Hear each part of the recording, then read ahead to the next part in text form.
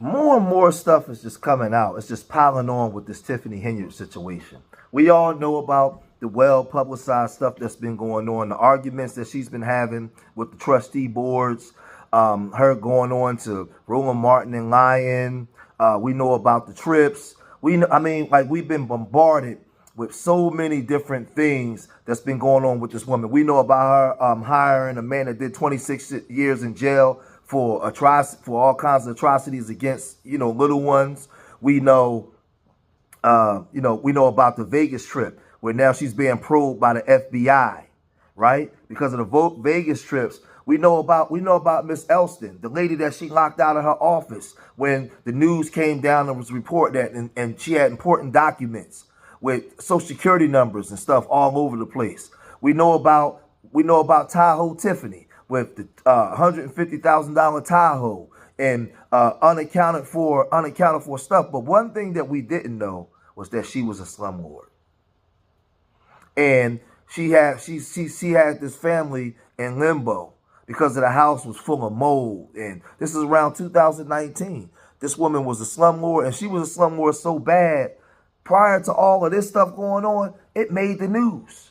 Y'all don't believe me? Check this out. Mold, water leaks. Nearly 3 months ago, we first exposed serious problems in a South suburban rental home owned by a Dolton Village trustee. Since then, the renter says it's only gotten worse. CBS 2 political investigator Dana Kozlov has also learned that trustee is pocketing tens of thousands of your tax dollars for a house that's now unlivable.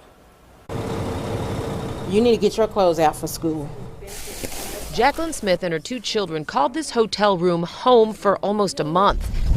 Ever since the Dolton house they were renting from village trustee Tiffany Henyard was slapped with this. A big red sign that I cannot live there because it's unlivable. Unlivable mostly because of mold. All mold.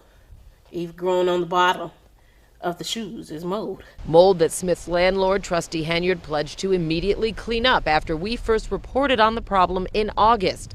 And that's where it started. Smith says workers came and painted. The house even passed a village inspection. Issues abated, notes Inspector Brian Thigpen in this September report, except they weren't. It's horrible. Enter activist David Lowry, who called Dolton directly. Suddenly, the house deemed livable on September 3rd became unfit for occupancy on October 15th. Lowry's theory? The trustee used her power and influence. We caught up with Henyard before last week's board meeting. I want to talk to you about that house on Dearborn. Can we do that? My attorney's right here, so if you got any questions, I have legal counsel. Talk to my attorney. So you want me to talk to your attorney and not you? You can't tell me how that house failed an inspection in October when it just passed it beforehand? If you have any questions, talk to my attorney. So we did. The inspection process is within control of the village, not of the trustee. She has been instructed by the village attorney to be treated just like any other property owner. Dolton's attorney says the house's inspection history is under investigation. And village records show a slew of past problems, with the house passing, then failing, then passing inspections for years, even before the Housing Authority of Cook County approved it as a rental property eligible for government housing assistance money, or Section 8. An HACC employee says as a landlord, Henyard's received $36,866 taxpayer dollars in Section 8 rent payments since 2017, when Smith moved in. Money that kept coming even after this foreclosure notice was filed against the house last year. We're staying in a hotel, so. All the while, Dolton taxpayers even helped foot the bill to keep Smith's family off the streets. He thought that, the village should be compassionate. She had nowhere to go. She had children. What we thought was to actually bill Trustee Henyard. I learned this afternoon that Jacqueline Smith and her kids are now staying with a friend. The village is no longer paying for the hotel, and she doesn't have the money. I'm still waiting on a list of any citations Trustee Henyard received because of that house. In the newsroom, Dana Kozlov, CBS 2 News. All right, Dana will not forget. She'll be on top of it. Certainly will. So we saw the former mayor in that video, Riley Rogers, and he was pissed off at Tiffany Henyard because they've been having their battles back and forth before Tiffany Henyard became the mayor of Dolton when she was a trustee. They would go back and forth. But let's listen to what he had to say. Village should be compassionate. She had nowhere to go. She had children. What we thought was to actually bill Trustee Henyard. And see, what makes it corrupt was she took this woman through all kinds of stuff, and she ended up getting over $36,000 from Section 8, even though the house was foreclosed on. I mean, this situation is crazy. And this is what put her at odds with the then mayor, Riley. And they would go back and forth, like I said, in city council meetings when she was a trustee. I mean, it would just get downright nasty. And they thought to bill Tiffany for this. And Tiffany was just corrupt. And she does nothing. She never does anything wrong. But it was bad. What we didn't know was it was bad prior to her becoming the mayor and the leader of the whole township. And it's for the life of me, I don't know how she pulled this off. But look at the way she talked to the mayor at this time when she was a trustee. Check this out. That's all you want. Right. Cut your side. Right. We can pass on this? Sure we can. No, I'm not saying. Yeah. You would be quiet and listen to what I'm saying. You would have heard my statement that I just said. We're going to ask for a motion. Okay, well, I got a comment. Well, no, don't take the roll call. Just because you want to be quiet now. No. And we can override. Okay. You're out of order, trustee. Million. They can leave. They can leave. I can hang them. 236,000. Out of order. And that's the problem. Pay attention. Wake up, resident. Yeah, Tiffany Henyard and Riley Rogers did not like each other.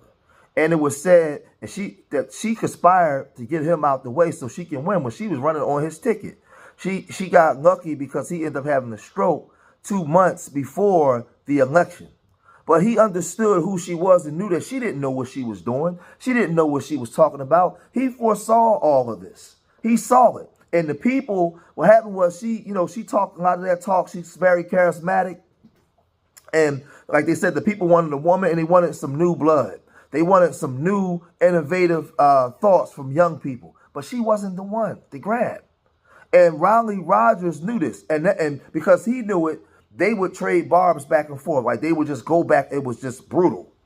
But Tiana Belcher, she said she had like an inkling or a notion that this was going to happen. She said she could see it, but she was hoping that it wouldn't be. But this is what Tiana Belcher had to say. Check this out. You know how sometimes you can always see somebody who they really are, but you try to ignore it? Yeah. The signs were there. The signs had been there in the beginning through the campaign. So it gets crazy because I don't trust none of these trustees. I never heard anything bad about Miss Norwood, Belcher, the tall light-skinned brother. But Andrew Holmes, man, with this alleged allegations with him, this Vegas situation, allegedly, Tiffany Henyard, these people, all those other trustees, y'all saw this. Y'all saw the arguments that she was doing with the thin mayor at the time. If it was up to me, everybody got to go. I don't trust nobody. I mean, Jason House seemed like he was a good guy or whatever, but you can see them going back and forth. She couldn't be trusted. She was shady when she was a trustee. She was taking money from Section 8 and doing all kinds of wild stuff already. But let's listen to what Jason House said when he responded to her about how she won with 80% of the vote. Let's look at what Jason House had to say about that. Says that she carried myself and trustee Tiana Belcher. So I do want to kind of highlight that because if she carried me, she would not have been begging for my endorsement on her in her video. That was a big ploy. I was asked to run for mayor, and at that time, I elected against it. And when you look at the real election in Dolton, so Dolton actually has a Democratic primary. We're largely a Democratic community. Yeah, so whoever wins that really wins the mayoralship. Yes. So when you look at the numbers of the real election was on February 21st of the same year. Mm-hmm. During that election, she won by 4%. She beat out the former mayor. She got the lowest vote total of any mayor that ever won the Democratic primary. Oh, wow. And so when I pulled the numbers up. She got 1,001 votes. The former mayor, who had a stroke a month prior, lost by 120 votes. He got 888 votes. Tiffany, who everybody knew she was was a little naive, and she would even admit that, okay, well, no, I got some things I'm going to learn, but I'm going to work with the team. That was the sales pitch throughout the whole campaign. oh, well, I'm going to work with everybody. We're going to get this done. I understand I got some things to learn. I went out to many residents and told them, look, she's going to work with us. We all know her the sales pitch was, give me a chance. That was really said many times by myself, Trustee Belcher, trying to advocate for it. And if you look at the election results of what I'm going to say is the real election, the Democratic primary, and every trustee got more votes than the mayor did at that. If you was to ask me, I think that you need to get them all out of there. You know, they've been having infrastructure issues, just abandoned buildings, the water bill issues. They in all kinds of debt. I don't just blame Tiffany. I blame all of them because you're supposed to foresee this. Like, the people of the town is entrusting these elected officials to make decisions for them. And from what it showed what is showing now that these people have failed in their decision making. It's been a colossal failure, and I don't trust none of them. I don't trust that once they get Tiffany out of there, that any one of these people can actually lead the city of Dolton. And the people of Dolton is in limbo now, at the mercy of these people that they're electing and trusting to actually make decisions for them. And it's unfair. It's unfair. We have to get some competent people in that town that can actually come in and run the town the way it's supposed to be. They're not supposed to be in the tabloids. A small town of 20,000 people should not be in the tabloids every day. This is a disgrace. It's ugly. But as more of this come out, I'll talk about more of it. I'm going to cut this video short here. Leave your comments in the comment section. Let me know what you guys think. Subscribe to Street Media TV. And remember, I love y'all. Till the next time. Peace.